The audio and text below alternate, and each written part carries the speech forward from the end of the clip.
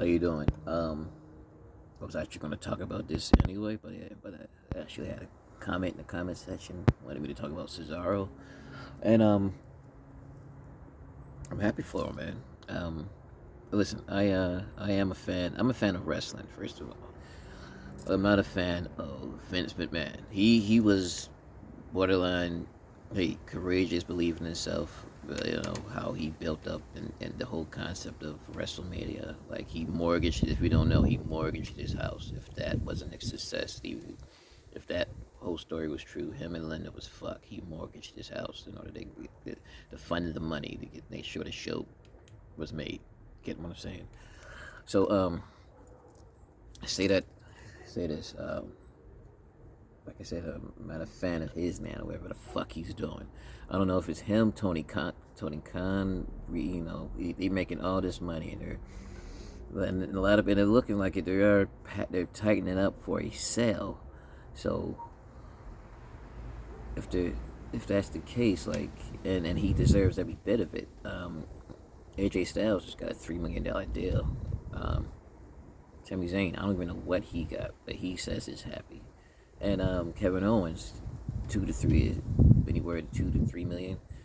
And listen, I'm long. Yes, if they get TV time, it's TV time and it's quality time. Ricochet is one of the most misused motherfuckers on that roster right now. One of them, not the, but one of them. And that's the stuff he does. And yes, he's getting TV time, but he's getting fucking crushed. Fucking Doudrop's getting TV time. She got beat by Bianca Belair 4 fucking times within about 5 weeks. So my point is, Cesaro, he's getting TV time. The last time this has already been talked about. I'm gonna say it again. He got beat by Happy Corbin. What? No, I believe February the 11th, if I remember right. Then he was in negotiations. This is two things that I was thinking why he didn't resign. One, he wanted either close to or as much as AJ Styles got. All right. And not to say he's not worth it, but he's worth it. Multiple tag team champions. They were both in ring. They were both in ring. Did a stint in Ring of Honor. AJ Styles was basically Mr. Impact Wrestling. He made Impact. He made Impact. Well, I mean, he was, all these big time people. I mean, he didn't make Impact, but when you think about it, if they had built up and not just built up, but focused on certain people, certain pillars, if you will, as AEW does, So everybody's a pillar. But everybody's allowed to grow. But every time a new person came in, people like AJ Styles got knocked down the ladder. But he was literally phenomenal. If you looked at any of the cage matches, the X Division matches he had, I remember I was. I'm not gonna say I kept up with it as much as I did WWE. Hell, WWE, I lost track on a lot of stuff. With stuff like kids and multiple jobs, things like that come up, and I have to catch it. And I'm not saying I had to do a little casual fan bullshit, but then I hunkered down back in 2015. Like, what, they got this app. I'm gonna go ahead and see about this app. And then they have Hulu. I'm gonna replay if I can't watch it live. That's how. And I said this in another video. The 2016 SmackDown was like some of the best shit, and he fucked it up. Point is, because I already ranted about that already. Point is, he was getting TV time, but he was also getting beat. Cesaro. He's 41. The other way I was thinking that the reason why he didn't resign was possibly Vince wanted him to do commentary or do a backstage role, producer. This hunkers back and reminds me, if that is the case, listen, and I'm just speculating straight off of the head, off the dome, straight up. I didn't look at any dirt sheets. This is just all me speculating. The amount of money AJ Styles just got, and then also the next thing I'm about to say is, with the maybe he wanted him to, maybe Vince wanted him to go ahead and step aside, start doing more backstage stuff. This, like I said, this reminds me of what happened with Randy Savage. Randy Savage was like 41, 42. He started doing commentary. He became he 1993. He was part of the commentary team with Jim Ross and I believe it was Jim Ross, Bobby Heenan. I think sometimes, and I think Laura was in there sometimes. But no, Bobby Heenan, Jim Ross, and it was Macho Man, 1993. By that time, he was about 40. And he was like, and Vince wanted him to go ahead. He said he basically wanted him to take a backstage. He said He said you're getting up there. He wanted him to do commentary. That's what he wanted. Now, this is a man. Ronnie said fuck no, and rightfully so. I mean, he went on to go to WCW about 1995. He first of all, 1987. He won. You go from winning the King in the Ring in 1987 in the WWF.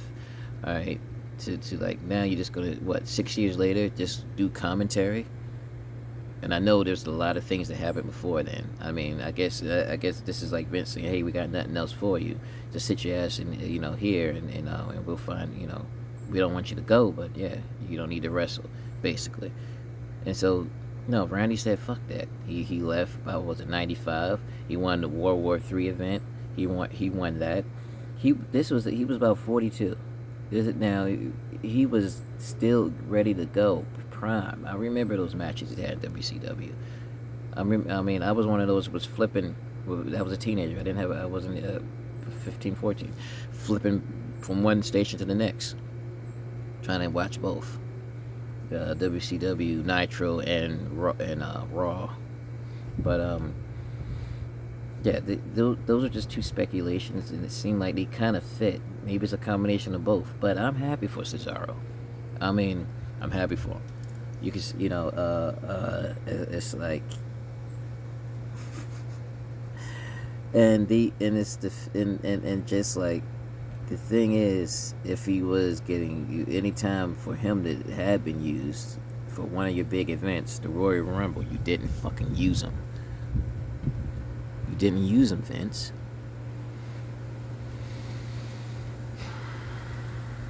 So. Said, I mean, Randy Savage was jacked. Spider-Man, May 2002. At that time, he was. He was 50. No, 50. Yeah, he was 52. He was, if you remember him, Spider-Man, they fought. He was Bonesaw. You see how the type of shape he was in. He was in ready to go shape. Cesaro, great shape. He's always stayed in shape, ready to go. He's 41 right now.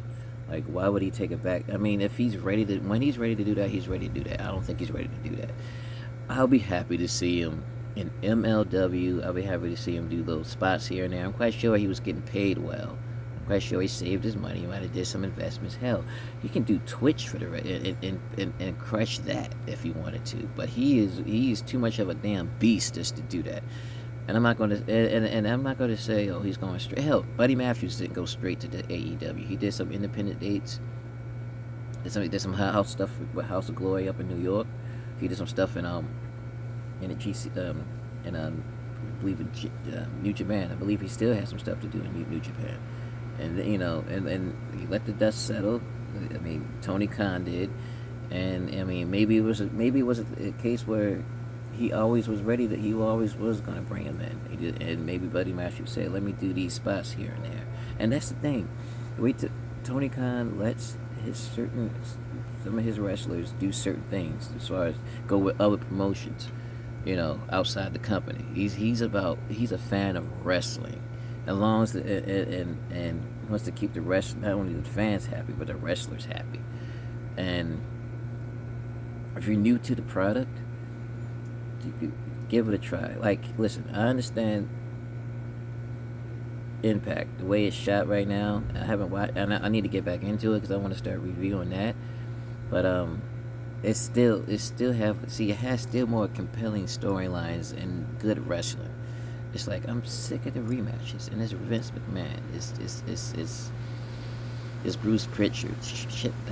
That old shit, and even that old, and I can't even say it's old school shit. It's not old school to do a bunch of rematches. It really isn't. But yeah, I'm happy wherever he goes. Yeah, I'll be happy with MLW, Impact, AEW. Hell, I'll be happy if he winds up having a YouTube workout channel. Shit, get Claudio's his real name. Get jacked with Claudio. You know, some shit. Anyway, well, check out. You like, subscribe, leave a comment. All right, I'm out.